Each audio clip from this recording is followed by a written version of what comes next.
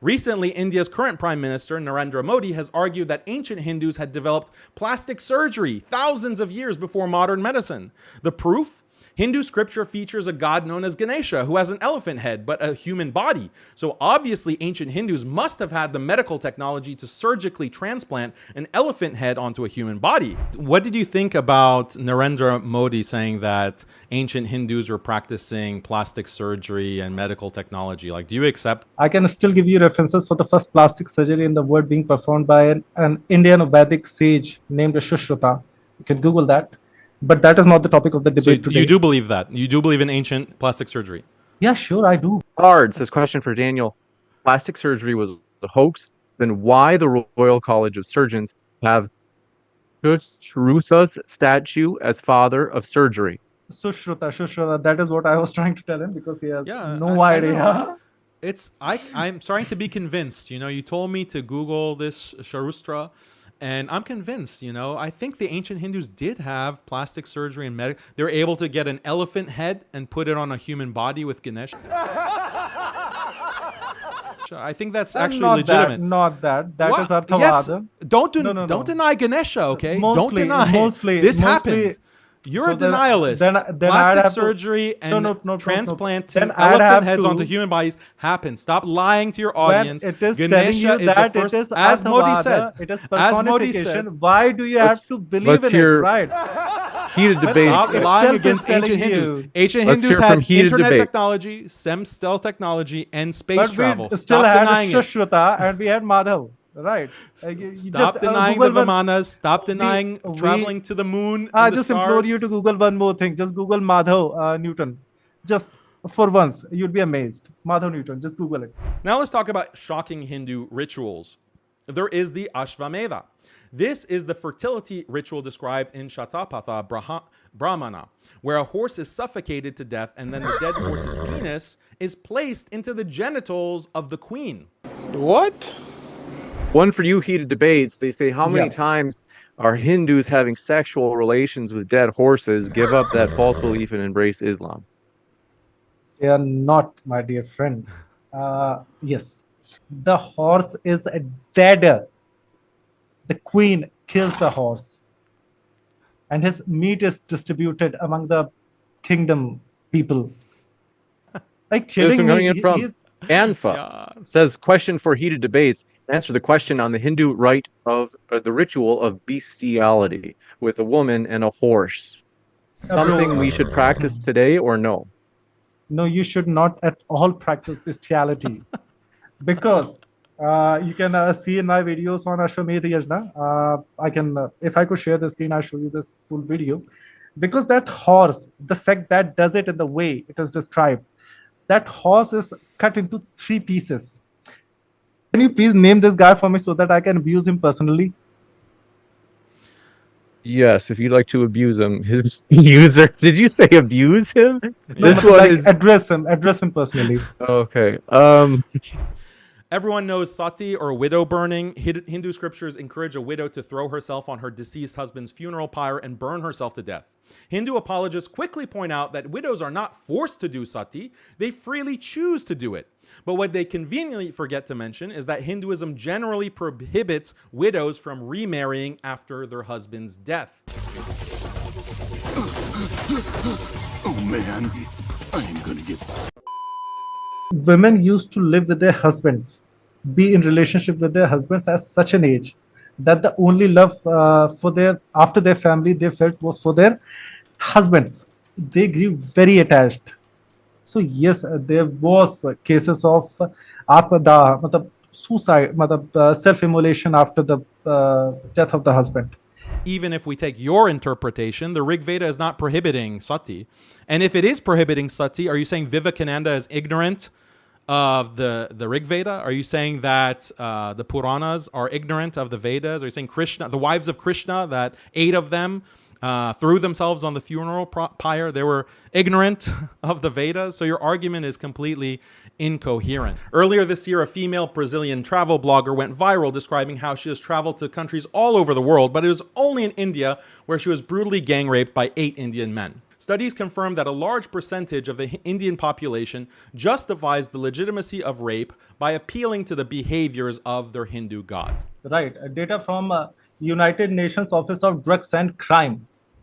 I'd just like you to focus this over here. Here's a map showing the percentage, the per capita rape in all over the world. And as you can see, India is shown in a lighter shade than neighboring Pakistan and Bangladesh. This is because despite everything, the culture, the economics being the same, Much later. Pakistan, it's Let's go over some of these rape statistics that he presented. 120,000.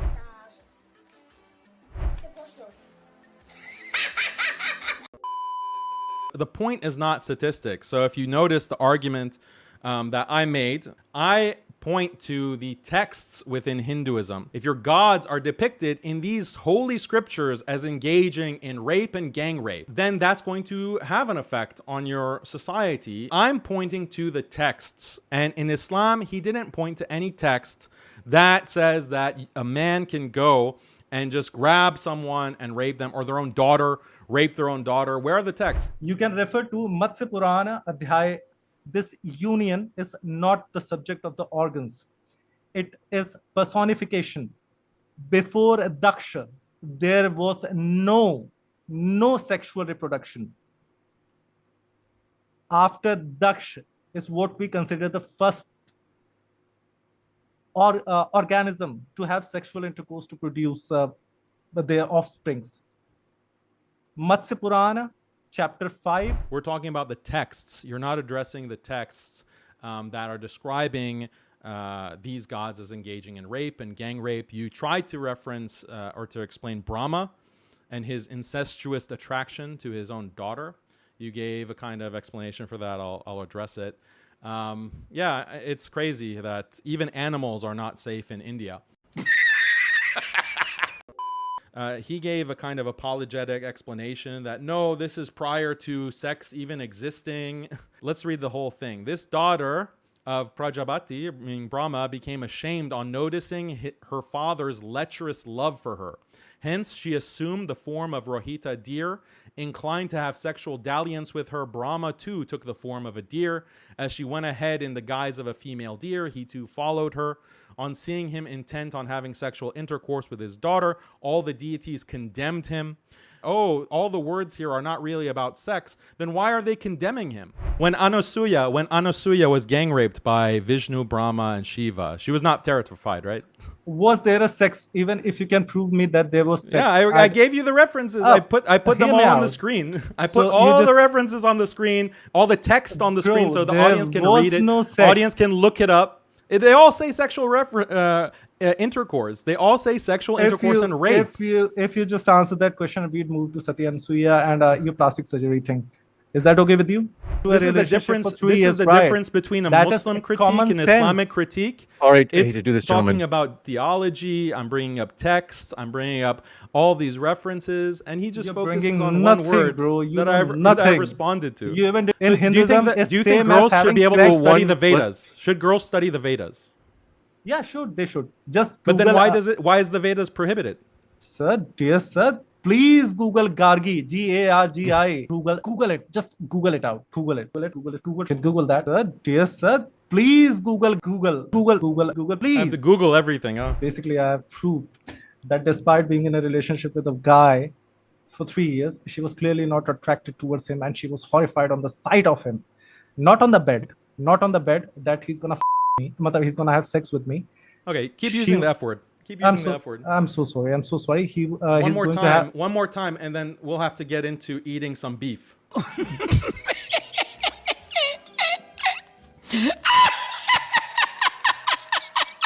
So, okay. watch your mouth. Don't use that. Watch tactic. your mouth. Don't use the Okay. F word. Okay. Do not take use it. the F word. Agreed. Accepted. The terrified isn't the first feeling that would be coming to her mind, bro. Well, you're not married. You don't have experience, apparently. So. No, but I have been in a relationship with a very virgin girl. Very excited. virgin. Oh, okay. How old was she? All right, let's When just, we- let's just No, get no, no. to Let's not deviate. She was bro. very virgin. Answer She that. was very virgin, right? So I want to know. She was like Just jumping like- in bed with you, huh? Why was she terrified when she was married for 3 years? Why was that terrified? Horrific feeling was the thing that was coming to her mind, in spite of being Horrifying married. feeling, horrifying. Just repeat horrifying 10 more times. Horrified, horrified, horrified, horrific, Degenerate. horrified on this, which means horrified of you. Horrified is a strong term.